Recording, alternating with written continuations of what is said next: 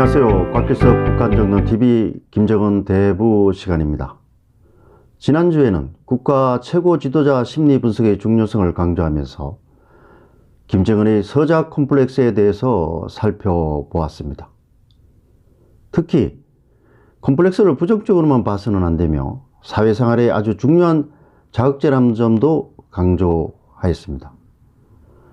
김정은은 김정일의 숨겨진 세 번째 부인 고영희의 아들, 그것도 김정남, 김정철에 이어 세 번째 아들로서의 삶을 살았습니다. 할아버지를 할아버지로 부르지 못하는 큰 아픔을 겪었지만 절치부심한 끝에 김정일의 후계자로서 낙점을 받았습니다. 그리고 김정일의 갑작스러운 사망 이후에 후계 수업이 충분치 않은 가운데서 북한의 최고 지도자로 등극하였습니다. 그렇지만 리용호 군 총참모장, 고모부 장성택 등 김정일이 지정한 후견인들과의 공동통치라는 아주 편안한 길을 거부하고 이들을 속전속결로 숙청하는 위험한 도박을 서슴지 않았습니다. 그리고 지금 미국과 핵미사일 문제를 둘러싸고 판가리 싸움을 진두지휘하고 있습니다. 아무나 할 수 없는 엄청난 정치적 승리이고 진정한 승부사의 기질을 우리가 이야기하지 않을 수 없습니다. 지난 시간에 다룬 서자 콤플렉스가 잔인한 숙청 등의 다소 부정적인 측면에 초점을 맞추어졌다고 하면 오늘 우리가 다룰 소재 오이디푸스 콤플렉스와 차남 콤플렉스는 김정은이 아버지를 넘어 자신의 세계를 건설하려는 좀 더 긍정적이고 야망적인 측면이 강한 내적 심리라고 할 수 있겠습니다.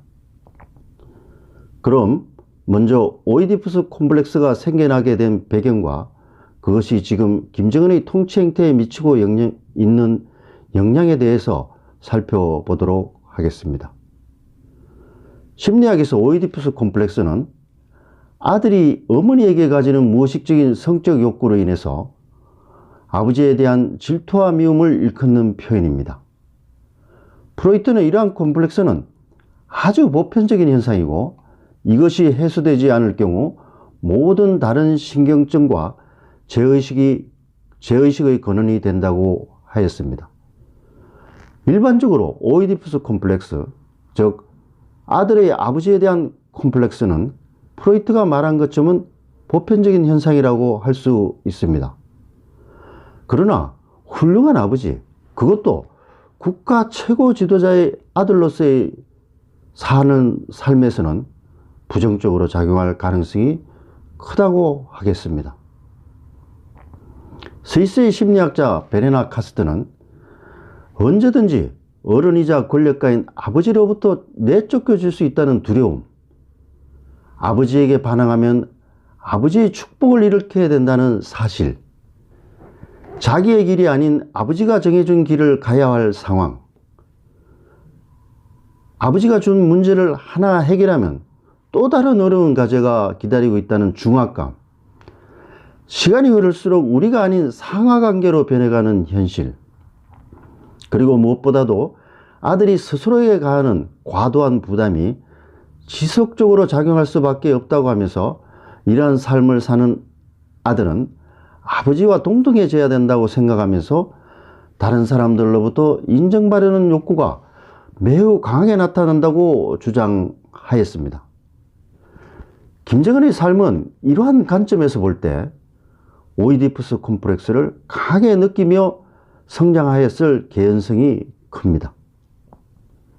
자신이 그토록 사랑하는 어머니를 당당하게 김일성에게 인사시키고 인정을 받아내지 못하는 아버지 김정일에 대한 원망, 그렇지만은 반항을 하면 왕자의 삶을 잃을 수 있다는 두려움, 한참 같은 또래 친구들과 놀아야 할 시기에 공교육을 받지 못하고 살았던 점, 그리고 10대 시절 조기에 스위스로 유학을 떠날 수밖에 없었던 점, 그리고 유학 시절의 그 외로움, 그리고 귀국 이후 김일성 군사종합대학 시절에서의 후계 수업 준비 과정에서의 그런 엄청난 중압감, 그리고 후계자로 내정된 이후 제2의 김일성으로의 강요된 변신, 그리고 무엇보다도 김정은 스스로가 품고 있는 아버지와 같은 최고 권력자가 되고 싶어하는 그 야망,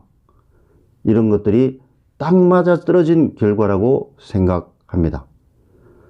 그러나 김정은은 집권 이후 겉으로는 김정일을 영원한 수령으로 모시고 그의 후광을 활용하고 있지만 실제로는 소리 소문 없이 머리부터 발끝까지 아버지와는 전혀 다른 행동을 보이고 있습니다. 지난 시간에 얘기 드렸듯이 김정은은 김정일이 사망하자마자 공식 비공식 행사에 부인 이설주를 자주 대동하고 있습니다. 어머니 고영이를 막후에 감춰놓은 아버지 김정일에 대한 원망이 자리 잡고 있을 가능성이 큽니다. 이 밖에 김정일의 트레이드 마크였던 선군 정치를 조기에 종식시킨 것을 비롯해서 탈김정일 행태의 큰 카테고리만 살펴봐도 10개가 훌쩍 넘습니다. 이 같은 김정은의 행태는 나는 당신과 다르다, 나는 아버지와 같은 삶을 살지 않겠다, 나는 정상국가의 정상적인 지도자가 되겠다는 어떤 내적 심리의 표시라고 판단합니다. 이 같은 김정은의 아버지에 대한 외향적인 숭배와 내적인 차별화의 이중적인 심리세계는 프랑스의 정신분석학자 자크 라캉의 상징적 아버지의 설명을 통해서 우리가 보다 가까이 접근할 수 있습니다. 자크 라캉은 역사는 아버지의 사례로부터 시작되었다고 하면서 선사시대에 성욕에 굶주린 자식들이 여자들을 독점하고 있는 아버지를 모의하여 살해하였으나 아버지가 죽은 후 형제들끼리 여자들을 더 많이 차지하려는 사륙전이 계속 일어남에 따라 아버지의 기능을 토템으로 숭배하게 되고 결국은 아버지는 살아있을 때보다 더 강력한 힘으로 법을 전달하였다고 주장하였습니다. 자크 라캉의 이러한 심리 분석은 김정은이 아버지로부터 벗어나려고 다양한 시도를 하고 있지만 김정일의 후광을 활용하기 위해 우상화를 강력히 전개하고 있는 현실을 이해하는 데 많은 도움이 된다고 생각합니다. 김정은은 고영이를 평생 언둔해서 살게 한 아버지에 대한 잠재적 반감, 나는 아버지와 같은 삶을 살지 않겠다는 내적 심리가 지금의 김정일을 있게 했다고 판단해도 큰 무리는 없을 것입니다. 이런 측면에서 장성택을 그렇게 일찌감치 또 그렇게 잔인하게 숙청한 것도 단순히 권력투쟁의 측면을 넘어서서 채용사 역할을 하면서 아버지를 술과 여자에 빠져 살게 한 원흉, 어머니를 언둔 속에 살게 한 주범이라는 그 어린 시절에 머릿속에 각인된 그 미움이 영향을 미쳤을 개연성도 배제할 수 없습니다. 다음으로 차남 콤플렉스에 대해서 살펴보도록 하겠습니다. 김정은은 김정일과의 차별화, 즉 탈김정일을 추구하는 과정에서 변화와 파격을 절개하고 있습니다.